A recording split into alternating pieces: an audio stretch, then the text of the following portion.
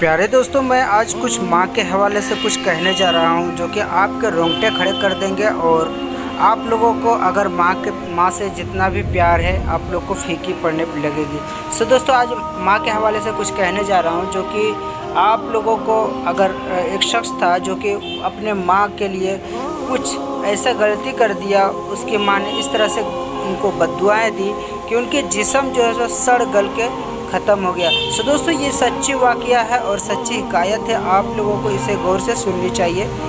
तो दोस्तों, वाक़या कुछ यूँ शुरू होता है। मैं आप लोगों को कुछ ज़्यादा टाइम नहीं लूँगा और आप लोगों को कुछ ऐसी बातें बता जाऊँगा जो कि आप लोग के दिल में उतर जाएगी और आप लोगों के आँखों से आंसू जारी हो जाएंगे। को शुरू करते हैं। दोस्तों, एक हिकायत है कि एक मियाँ बीवी शादी करके पहले आए, उसके बाद में अपने घर में कुछ दिनों तक रहे। फिर बहुत मिन्नतें और आरज़ू के बाद शादी होने के 10 साल के बाद में उसे एक बच्चा पैदा हुआ और वो लड़का पैदा होने के बाद में उनके माँ अच्छी रहे, मगर उनका बाप का इंतकाल हो गया।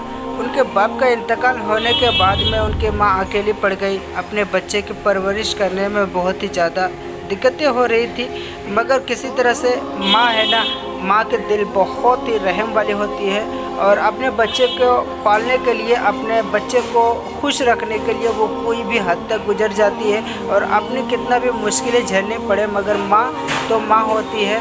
सभी के माँ अच्छे होनी चाहिए और सभी के माँ अच्छी होती भी है। सो दोस्तों, वाक़या कुछ यूँ बयां होती है कि अगर आपकी माँ भी किसी तरह से अगर आपको पाले और बड़ा करे और उस पर नाफरमानी करो तो ये बहुत ही गलत बात है और ऐसा नहीं होनी चाहिए। तो वाक़या को गौर से आप लोग सुनना चाहिए।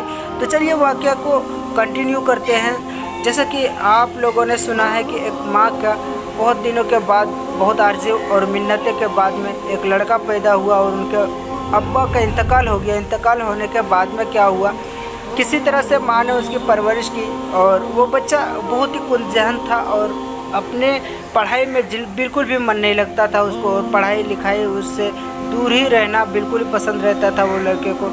वो बच्चा जब धीरे धीरे बड़ा हुआ और बड़ा होने के बाद में कुछ ऐसा हुआ कि वो उसकी माँ की हालत बहुत ही ज़्यादा ख़राब हो गई, क्योंकि वो दूसरे के यहाँ काम करते करते उसकी हालत इतनी बेकार हो गई कि वो और भी नौकरी कहीं भी नहीं कर सकती थी।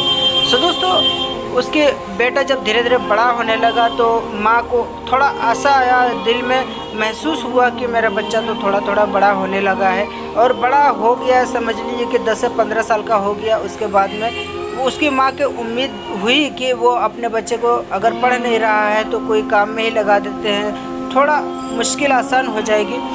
सो दोस्तों, उनको अपने माँ ने अपने बेटे को कहीं काम पर भेजा कि बेटे तुम्हारे पढ़ाई में तो मन नहीं लग रहा है और तुम पढ़ भी नहीं रहे हो, तो चलो कुछ ऐसा काम कर लो जिससे 2 वक्त की रोटी मिल जाए और तुम्हें कुछ पैसे मिल जाए ताकि घर का गुजारा हो सके।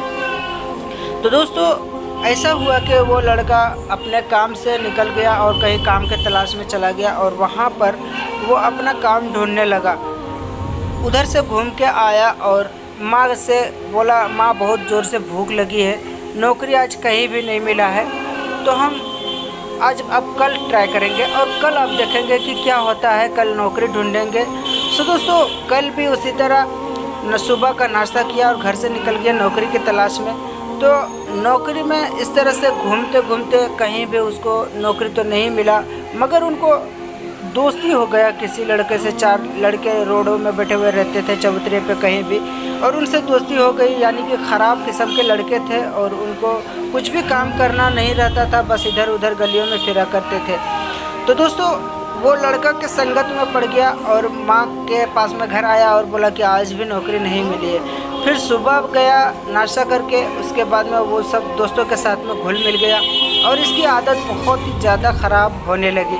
तो दोस्तों, माँ तो माँ होती है। शाम में उसको आने में बहुत ज़्यादा लेट हो गया, यानी देर हो गया उस बेटे को। तो माँ इंतज़ार कर रही थी। इंतज़ार करते करते बहुत ही ज़्यादा रात हो गई। तो रात में अपने घर पहुँचा।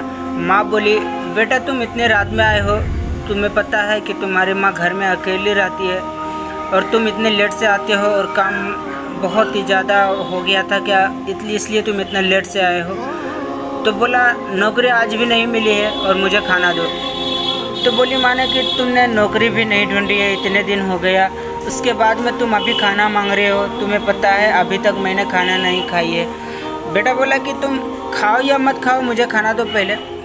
तो माँ समझ गई कि ये किसी गलत संगत में पड़ गया और इनकी ज़बान इतना ख़राब नहीं था मगर बिल्कुल ही ख़राब हो चुका है इसकी ज़बान और बहुत ही ज़्यादा गलत बात यूज़ कर रहा है। तो उनकी माँ ने बोली ठीक है बेटा, नहीं दे रहा हूँ मैं खाना और मैं भी नहीं खा रही हूँ। तो बोला तुम नहीं दोगे खाना?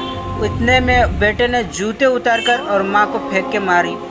तो माँ को लगी, उसके बाद में माँ को धक्के देकर घर से बाहर निकाल दिया।